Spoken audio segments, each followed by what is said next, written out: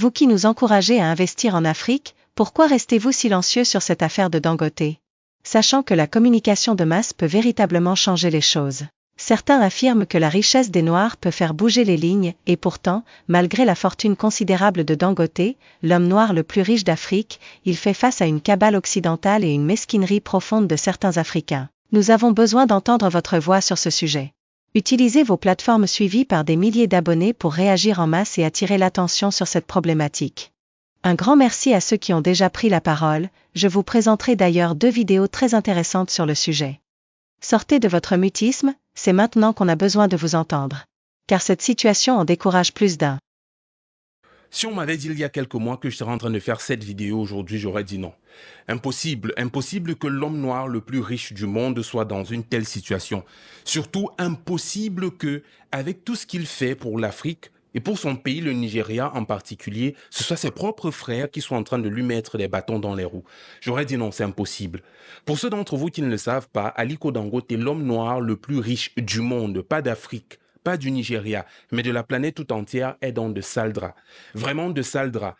Tout remonte déjà avec la construction de sa raffinerie que vous connaissez certainement, ou bien dont vous avez entendu parler, la raffinerie qui était estimée à 8 milliards de dollars, dont la construction était estimée à 8 milliards de dollars et qui ensuite a coûté pratiquement le double, soit 19 milliards de dollars. Eh bien, la raffinerie est déjà complète. La raffinerie est à terme, elle a été inaugurée et elle a commencé à travailler. Mais elle a commencé à travailler avec un petit hic. Voyez-vous, lorsque Dangote était en train de construire la raffinerie, il y avait des voix qui se levaient déjà contre ce projet-là. Et vous savez, vous aurez déjà deviné certainement pourquoi est-ce que certaines personnes seraient contre ce type de projet. Des voix se levaient pour dire que Dangote était en train d'utiliser l'argent du contribuable nigérian pour construire une entreprise à lui, ce qui est faux. Les fonds qu'il a utilisés, et il l'a dit à maintes reprises, sont des fonds propres ou des investissements privés. Il n'a même pas voulu aller auprès des institutions internationales pour obtenir des fonds. Parce que selon ses propres dires, lorsque tu vas prendre de l'argent chez ces bailleurs de fonds-là, ensuite tu te retrouves à travailler plus pour leurs intérêts que pour les intérêts de ta population. Et lui, il voulait vraiment travailler pour les intérêts des Africains. Donc, déjà lors de la construction, il y avait des petits problèmes. Mais lui-même, il dit qu'il ne savait pas que ces problèmes allaient atteindre l'ampleur que ça atteint. Parce que tout récemment, après la construction, dont il y a le gouvernement nigérian qui a fait comprendre à Dangote tout simplement qu'il n'y avait pas de pétrole brut pour qu'il puisse raffiner. Parce que ce qu'il fait, c'est de la raffinerie, c'est du raffinement. Lui, il n'extrait pas le pétrole du sol. Il a donc besoin de fournisseurs qui vont lui donner du pétrole à extraire pour qu'il puisse transformer, qu'il puisse raffiner pour produire les produits dérivés du pétrole. Donc déjà, le premier problème, si tu n'as pas la matière première, comment est-ce que tu vas produire? L'État lui dit, il n'y a rien.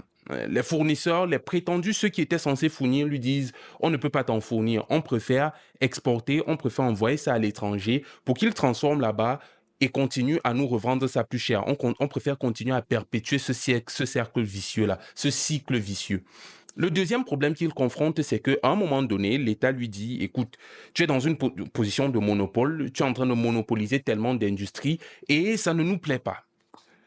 Lorsqu'on lui a dit qu'on ne pouvait pas lui donner du pétrole brut, il s'est tourné vers le Brésil, il s'est tourné vers les États-Unis. Il a dit, bon, si je ne peux pas avoir du pétrole chez moi, au moins je dois faire tourner l'usine parce que c'est une usine gigantesque. C'est la plus grande dans sa catégorie au monde. Il s'est tourné vers les États-Unis, vers le Brésil pour pouvoir avoir du pétrole. Mais au moment où il commence à recevoir du pétrole, il y a l'État du Nigeria, le régulateur nigérian qui se lève pour dire tu n'as pas de licence. Tu n'as pas de licence pour importer du pétrole brut, donc tu cesses toute activité. Bon, là, ça commence déjà à ressembler à quelqu'un qui veut te mettre des bâtons dans les roues.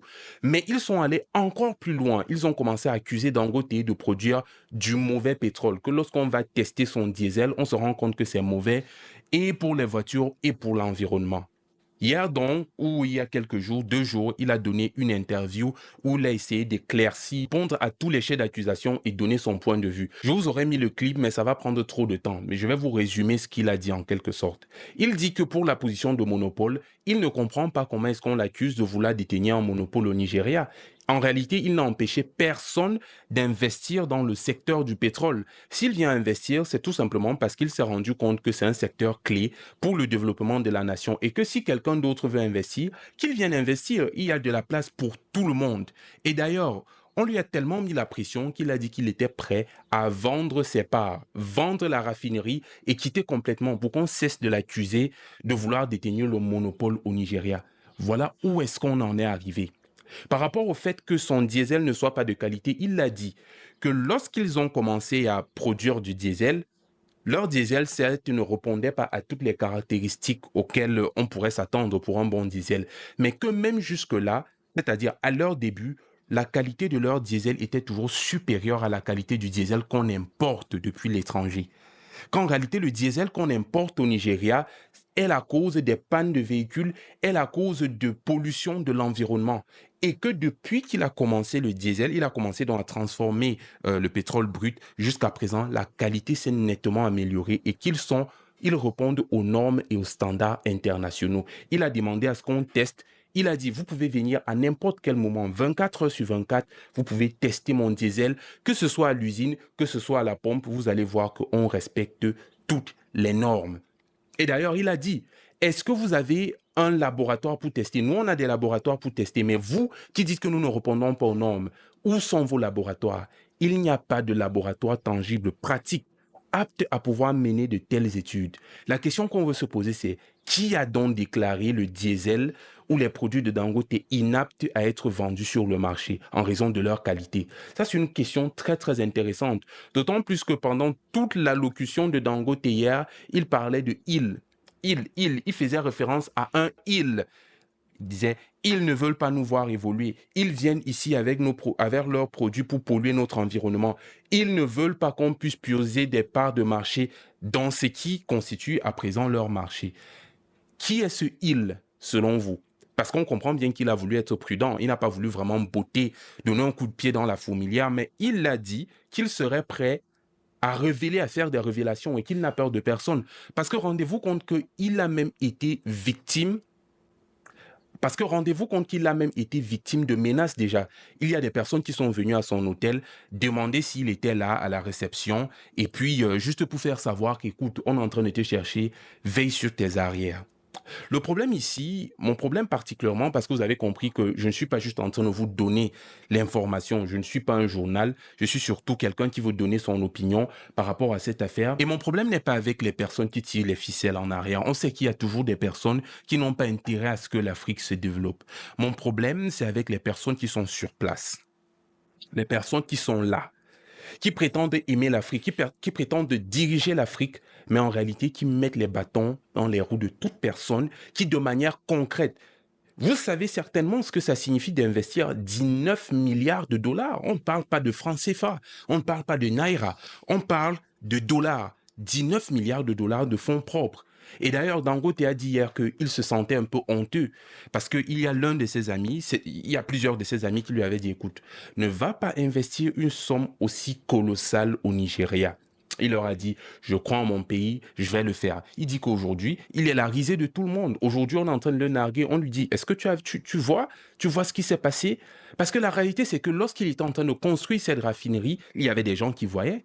On aurait pu lui dire, le gouvernement aurait pu lui dire, écoute, on ne veut pas que tu construises, on ne va pas te donner les autorisations et ne pas le laisser dépenser autant d'énergie, autant d'argent, autant de ressources. Il a importé des ingénieurs d'un peu de partout dans le monde pour réaliser ce projet-là. Mais à la fin, c'est lorsqu'il est déjà prêt à mettre en œuvre le projet qu'on dit, écoute, non. Et c'est cette incongruité qu'on observe chez nous, les Africains, ou bien chez nos dirigeants, qui décourage parfois, parce que nous sommes les premiers, je veux dire, quand je dis nous, je veux parler de nos dirigeants, à aller vers les instances internationales, les organisations internationales pour demander des prêts, soi-disant pour développer nos pays. Mais nous sommes les premiers à tuer les investissements privés qui sont faits dans nos pays. Si une instance comme le FMI devait donner 10 milliards de dollars ou 19 milliards, investir à hauteur de 19 milliards de dollars au Nigeria, vous savez combien de temps est-ce que ça prendrait pour que le Nigeria puisse se débarrasser de cette dette? Certainement, le Nigeria ne s'en débarrasserait jamais. Mais lui, il décide juste d'investir. La valeur ajoutée que ça va amener, les devises que ça va amener au pays, la main-d'œuvre directe et indirecte que ça amène au pays, le statut du pays qui sera élevé sur le plan international. Est-ce que ces décideurs-là, est-ce que c'est le lobby qui décide de pactiser avec le diable, qui décide de pactiser avec l'étranger qui ne veut pas le bien du pays? Est-ce qu'ils pensent à toutes ces choses-là? Je pense qu'en tant qu'Africain, parfois, c'est vrai que le business a ses lois que la raison ignore. Je suis d'accord qu'il y a des lobbies, il y a des mafias, mais je pense qu'à un moment donné, l'intérêt national devrait primer sur toutes ces considérations qui sont purement égoïstes. Je pense qu'à un moment donné, on devrait mettre le pays en avant et se dire, c'est vrai que nous avons des pactes avec des personnes qui n'aimeraient pas que notre pays évolue, mais pour le bien national, pour une fois, essayons de mettre nos égos de côté, accompagnons un tel projet. Je ne sais pas ce que vous en pensez, vous. Je ne sais pas ce que vous inspire cette histoire. Dangote, plusieurs fois, s'est plaint du fait que lorsqu'il doit voyager en Afrique, il est obligé de demander des visas. Moi, je vais dire, je peux comprendre que des Africains lambda doivent demander des visas. Mais est-ce que on ne pourrait pas tout simplement décider de faire, par exemple, un passeport exceptionnel pour des personnes, pour des opérateurs économiques comme Dangote, pour qu'ils puissent circuler librement. Le temps de pouvoir voilà, colmater toutes les brèches, arranger toute la législation autour du libre-échange des biens et des personnes. Est-ce qu'on ne peut pas au moins faire une exception pour ces gens? J'ai vu une interview avec le patron de Total Afrique où il était en train de dire au patron de Total Afrique, toi, tu es un étranger en Afrique, mais tu te déplaces plus aisément, plus facilement en Afrique que moi, qui suis un autochtone. Et non seulement Dangote est un autochtone de l'Afrique, mais c'est l'un des hommes les plus valeureux d'Afrique. Un monsieur qui ne bavade pas beaucoup, mais un monsieur qui est dans le concret. Il n'interdit à personne d'investir. Et on sait, s'il arrivait que le gouvernement nigérian achète les parts de Dangote dans la raffinerie et donc il quitte ce secteur-là, on sait ce qu'il adviendra de cette entreprise. On sait que dans très peu de temps, ça va fermer. Ce qui est le sort de plusieurs entreprises publiques. Ça, c'est mon avis. Bon, maintenant, je ne sais pas quel est le vôtre. Je pense que c'est une question qui devrait vraiment intéresser tout Africain, tout jeune Africain qui a l'avenir du continent à cœur et qui pense, ou bien qui est en train de faire déjà des choses. Et je pense que nos dirigeants devraient comprendre quelles sont les inquiétudes de la jeunesse aujourd'hui. C'est-à-dire que la jeunesse veut faire des choses. Mais si à l'homme le plus riche d'un pays, l'homme le plus riche du monde, vous faites des choses pareilles, qu'adviendra-t-il des personnes lambda, des jeunes qui veulent juste investir? Moi, je vous laisse avec ces questionnements-là en commentaire. J'espère vous lire et je vous dis à bientôt pour la prochaine. Si vous avez suivi la vidéo jusqu'à présent, abonnez-vous pour ne rater aucune des prochaines. Voyons-nous à la prochaine en espérant que des scénarios comme celui-ci ne se perpétuent pas sur le continent. Ciao. L'affaire Dangote est très grave et ça se déroule sous le regard de tout le monde. Bien évidemment, ça passe un des messages les plus violents qui soit. N'investissez pas au pays. S'il y a bien une chose qui montre que les pays africains sont encore sous domination, on va dire néocoloniale, c'est bien l'affaire Dangote en fait. C'est bien ce genre d'affaires comme l'affaire Dangote. Quand on parle de néocolonisation, on pense que ça s'adresse juste à l'Afrique francophone, qui a un mal beaucoup plus visible. Mais en fait, on parle de tous les pays africains qui ont été colonisés et qui d'une manière ou d'une autre sont encore sous l'influence étrangère. Ce qui arriva à Dangote au Nigeria, dans son pays, ne serait jamais arrivé à un Jeff Bezos ou à un Bill Gates aux États-Unis. Jamais. Les pays africains ne protègent ni leurs enfants ni leurs champions. C'est-à-dire qu'on vous balance juste comme ça. Démerdez-vous. Et quand vous arrivez à faire quelque chose avec tous les obstacles qu'on met sur votre chemin, c'est là que les gens sont fiers de dire tel est tel, tel est tel. Non, lui, il est de chez nous. Et même quand vous arrivez à un certain niveau, on vous met quand même de ce genre de coups durs qui peuvent faire très très mal à une carrière, voire à une vie. On va donc parler de l'affaire Dangote, mais pour ceux qui ne savent pas qui il est, je vais faire une présentation rapide de l'individu. Aliko Dangote est un très puissant homme d'affaires et industriel nigérian. Il est surtout connu en tant que fondateur, président et PDG du groupe Dangote, le plus grand conglomérat industriel d'Afrique de l'Ouest. On a estimé sa valeur nette à 15,3 milliards de dollars en mai 2024, ce qui en fait donc littéralement la personne la plus riche d'Afrique. Ça fait aussi de lui la personne noire la plus riche du monde, c'est important de le préciser, et la 132e fortune mondiale, tout pays confondu. Vous voyez là donc on parle d'un gars lourd, on parle du très lourd. Alors, il y a quelques années, Dangote a pris la décision de créer une raffinerie de pétrole pour pouvoir faciliter l'accès à cette ressource qui est encore très utilisée de nos jours dans le monde. Le pétrole est encore l'une des principales sources d'énergie dans le monde. Il est donc parti sur le principe qu'il voulait créer une branche de négoce de pétrole probablement basée en Grande-Bretagne pour l'aider donc à gérer l'approvisionnement brut en produits destinés à sa nouvelle raffinerie au Nigeria. Cette décision déjà réduirait le rôle des plus grandes sociétés commerciales mondiales qui négociaient depuis des mois à la raffinerie pour fournir du financement et du pétrole brut en échange de l'exportation de produits. La raffinerie géante de 650 000 barils par jour était sur le point de redessiner littéralement les flux mondiaux de pétrole et forcément les flux de carburant. C'est donc là où la mafia du pétrole a été activée. BP, Trafigura et Vitol, entre autres, ont rencontré Dangote à Lagos et à Londres ces derniers mois pour lui proposer des prêts couvrant quelques 3 milliards de dollars de fonds de roulement dont la raffinerie a besoin pour acheter une grande quantité de pétrole brut. Les négociants ont demandé à la raffinerie de rembourser ses prêts en exportant du carburant, mais Dangote a refusé. Il n'a accepté aucun accord car il craignait que cela ne réduise son contrôle sur le projet et potentiellement que ça réduise également ses bénéfices. Mais surtout, il voulait être autonome et couvrir le très vaste marché africain. L'Afrique est immense. La raffinerie a duré près d'une décennie et a coûté 20 milliards de dollars, soit 6 milliards de plus que prévu par le budget. Et donc, c'est là que les problèmes vont commencer, à partir du moment où il a refusé de traiter avec les gars, parce qu'il voulait être autonome. On va dire que les problèmes ont commencé parce qu'il a clairement exprimé le fait qu'il voulait être entièrement autonome. Au milieu du mois de juin 2024, Dangote a révélé des tentatives de la mafia pétrolière contre son projet de raffinerie. La mafia du pétrole est pire que la mafia de la drogue. Dans la drogue, vous savez qui vous combattez. Mais dans le pétrole, vous ne le savez pas. Ni à l'intérieur, ni à l'extérieur, même au sein de l'entreprise. Je peux vous dire que je suis sûr à 100% qu'ils ont peut-être même infiltré des gens. Il a fait cette révélation le 12 juin 2024 lors des réunions annuelles sur le commerce et l'investissement en Nassau aux Bahamas et a comparé les cartels du pétrole déterminés à maintenir leur emprise sur l'industrie à une mafia plus forte même que la mafia du filon. Vous voyez de quoi je veux parler. Dans son intervention, le milliardaire a fait savoir que les organisations criminelles locales et internationales du secteur du pétrole avaient tenté à plusieurs reprises de saboter le projet. Face donc à cette tentative répétée de sabotage, Dangote a fait preuve d'une résilience remarquable. Il a décrit les différentes stratégies déployées à son encontre pour l'empêcher de poursuivre ses activités. C'est-à-dire, il y avait par exemple certaines banques internationales qui auraient tenté de le pousser à faire défaut sur ses prêts. Donc les gars utilisaient tous les moyens à leur disposition pour se préparer aux différents défis dans le secteur pétrolier parce qu'ils connaissaient la dangerosité. Il a donc mis un certain nombre de sécurités à son encontre et à l'encontre de ses partenaires. Malgré les obstacles, il a réussi à rembourser une partie substantielle du prêt contracté pour la raffinerie qui s'élève à 2,4 milliards de dollars sur un total de 5,5 milliards.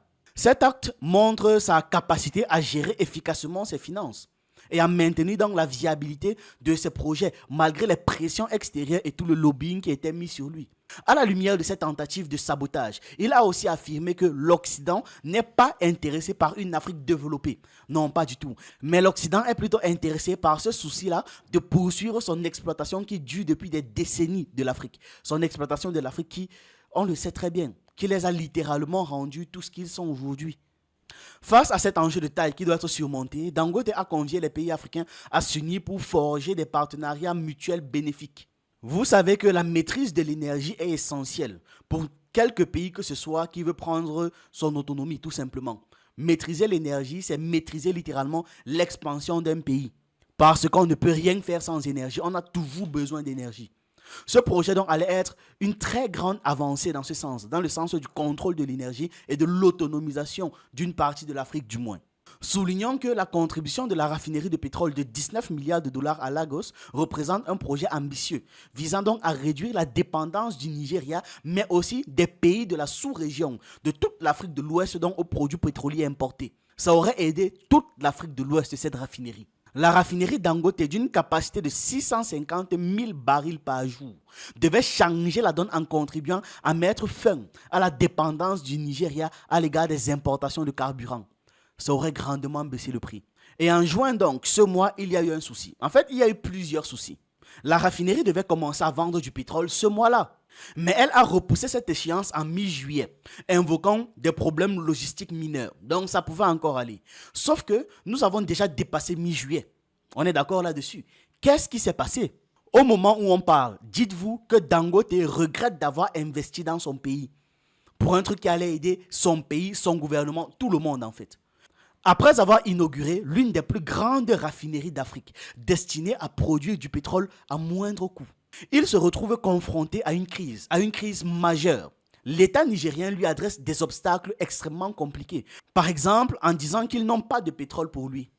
Qu'on ne dispose pas de pétrole brut pour alimenter sa raffinerie. On ne dispose pas du pétrole brut pour qu'il puisse travailler. Dangote a partagé sa frustration en parlant de son ami qui l'avait déconseillé dans les débuts d'investir au Nigeria. Et il dit que cet ami se moque de lui maintenant. Qu'il y a 4 ans, l'un de ses amis très proches, riche aussi, a commencé à investir son argent à l'étranger. Il n'était pas d'accord avec lui et l'a exhorté à venir faire des trucs dans son pays, à faire en sorte que les intérêts reviennent au pays. Et son ami là a justifié son choix de préférer investir à l'étranger parce qu'il a parlé de l'incohérence politique et des manigances des groupes d'intérêt. Cet ami-là l'a donc nargué ces derniers jours en disant qu'il l'avait prévenu et qu'il avait raison. Donc un gars était de son côté, il a dit ok, je vais me battre pour le pays, et l'autre a dit non, moi je ne vais pas me battre pour le pays. Et celui qui a dit qu'il ne va pas se battre pour le pays a eu raison. Vous voyez la violence du message qui est passé. En fait, alors que la raffinerie était sur le point de produire ses premiers litres d'essence, avec la promesse donc d'assurer au Nigeria une autosuffisance en pétrole raffiné, la grande raffinerie de Dangote a littéralement été tranchée. On lui a coupé l'herbe sous le pied. Les autorités fédérales l'accusent notamment de produire du diesel de mauvaise qualité et d'être à terme en position de monopole. Il est seul. Comment ne peut-il pas être en monopole? Quand ce sont les autres qui ont le monopole, qui sont les premiers à démarrer dans un marché, personne ne parle, tout le monde est fier. Quand c'est lui, il aura peut-être le monopole, on refuse. Il n'a pas encore. N'importe qui peut venir investir dedans, n'est-ce pas?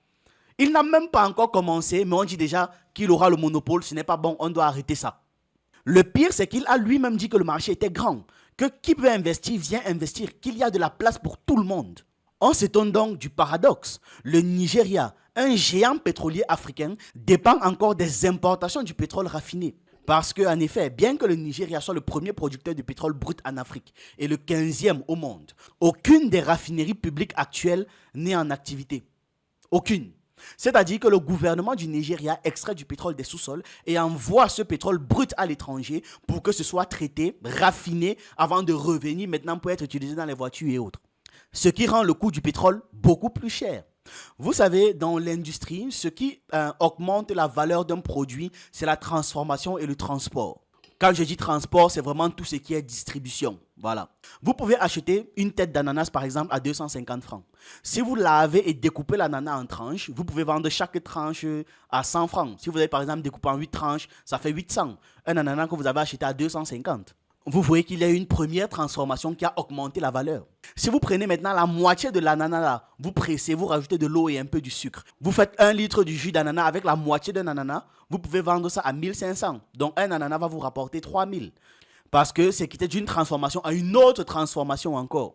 Maintenant, si vous prenez ce jus d'ananas là, que vous mettez dans des bouteilles, rajoutez un peu de conservateur dans des bouteilles designées, là vous pouvez vendre la bouteille à peut-être 2500. Vous voyez donc, plus un produit est transformé, plus on a mis de l'intelligence dans un produit pour le transformer, plus sa valeur augmente. Ça veut dire en fait que le pétrole raffiné coûte beaucoup plus cher et a beaucoup plus de valeur que le pétrole brut. Et vu que le Nigeria donne le produit brut et reçoit un produit transformé, ça veut dire que sa valeur est exponentiellement augmentée. Donc le Nigeria paye plus. Et c'est donc en ça que Dangote venait pour sauver le marché. En raffinant localement, il allait faire gagner un coût de transport, de logistique globale et ensuite le coût de transformation au pays. Vous imaginez à quel point ça allait être bénéfique pour la sous-région? Sauf que ça n'a maintenant pas plu aux entreprises étrangères qui raffinent pour le compte des pays africains. Et là donc, ils ont activé leur mafia, comme Dangote disait. Tout a été activé, tout a été mis pour couper le projet. La raffinerie de Dangote devait produire 5000 barils par jour avant la fin du mois d'août, dépassant donc déjà de base la consommation quotidienne du pays qui s'évalue à 480 000 barils par jour. Le surplus aurait été destiné à l'exportation. Ils allaient déjà commencer à vendre aux pays voisins.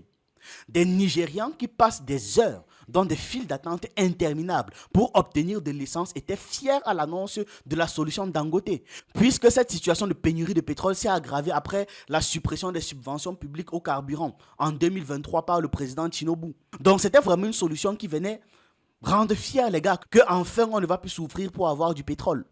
La méga raffinerie représentait autant une question de souveraineté nationale qu'une question économique pour les Nigérians, qui espéraient donc bénéficier d'une essence beaucoup moins chère. Et à terme, la raffinerie allait avoir son plein potentiel théorique à 650 000 barils par jour, ce qui était largement fait pour couvrir non seulement le pays, mais aussi vendre une fois de plus aux pays extérieurs. Et donc, dès que la raffinerie est prête, on dit de 1, son diesel n'est pas bon. De 2, on ne peut pas lui fournir quoi que ce soit comme pétrole brut à raffiner. Et de 3, voilà, il a le monopole. La compagnie pétrolière nationale nigérienne devait fournir 300 000 barils par jour à la raffinerie.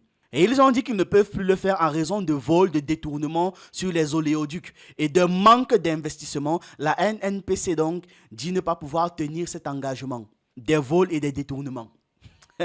C'est-à-dire, les estimations du gouvernement nigérian indiquent que plus de 20 milliards de dollars sont perdus chaque année à cause des voleurs de pétrole qui perforent donc les oléoducs mal sécurisés. Pourquoi c'est mal sécurisé? On ne sait pas. Il y a eu plus de 9000 ruptures d'oléoducs cette année et 6409 raffineries illégales ont été fermées dans la région du delta du Niger. On parle de 4846 conduites illégales connectées à des oléoducs qui ont été détruites. Et il en reste encore 700. Et il reste encore 700 points de connexion illégaux qui continuent de siphonner le pétrole du Nigeria. Et ça, c'est la compagnie pétrolière nationale qui l'annonce. Ce n'est pas moi. Je connais quoi dedans. Ce sont les chiffres que même ils disent. Donc si c'est même plus, on ne peut pas savoir. Maintenant, face à la situation, Dangote a cherché à s'approvisionner ailleurs en pétrole brut, vous voyez, dans d'autres pays africains ou encore des pays hors d'Afrique, comme le Brésil, les États-Unis, la Libye, l'Angola et d'autres nations africaines qui pourraient également être sollicitées. Par exemple, le Sénégal, qui est devenu un nouveau producteur de pétrole. Et quand maintenant Dangote a trouvé des marchés, on lui a dit, ok, tu n'as rien comme pétrole brut au Nigeria, pas de souci, il est parti ailleurs, il a trouvé du pétrole brut. C'est là maintenant que l'État du Nigeria dit qu'il n'a pas la licence. Donc, il cesse toute activité dans le secteur. Il n'a pas la licence. On parle d'un projet qu'il mène depuis des années. Le terrain sur lequel a été construite l'usine a coûté 100 milliards de dollars. Il a acheté ça à l'État nigérien. Ce n'est pas un cadeau de l'État. Depuis le début de ce projet, l'État ne lui a fait aucun cadeau. Un projet aussi utile et aussi essentiel. L'État ne lui a fait aucun cadeau. L'État ne l'a pas accompagné. Quand tout est fini, quand il va démarrer les trucs, c'est là qu'on lui dit, tu n'as pas la licence. Donc vous voulez nous faire croire qu'il n'y avait pas pensé. Il s'est dit, tiens, je vais investir 20 milliards, 19 milliards, et je ne pense pas que je vais devoir prendre une licence avant de faire ça. Il ne s'est pas rassuré d'avoir les licences nécessaires. C'est bien ça qu'on essaie de nous faire croire. Pourquoi est-ce qu'on ne lui a simplement pas dit dès le départ qu'il laisse, qu'on ne lui donne pas la licence? Au moins là, il n'aurait pas fait un investissement aussi lourd. Il n'aurait pas perdu autant d'argent. C'est extrêmement violent ce qu'on lui a fait subir. C'est un message extrêmement violent que l'on est en train de passer. En réponse à ces accusations et à cette situation globale, Dangote a dit que son diesel est supérieur et de bien meilleure qualité par rapport à ce qui est importé au Nigeria.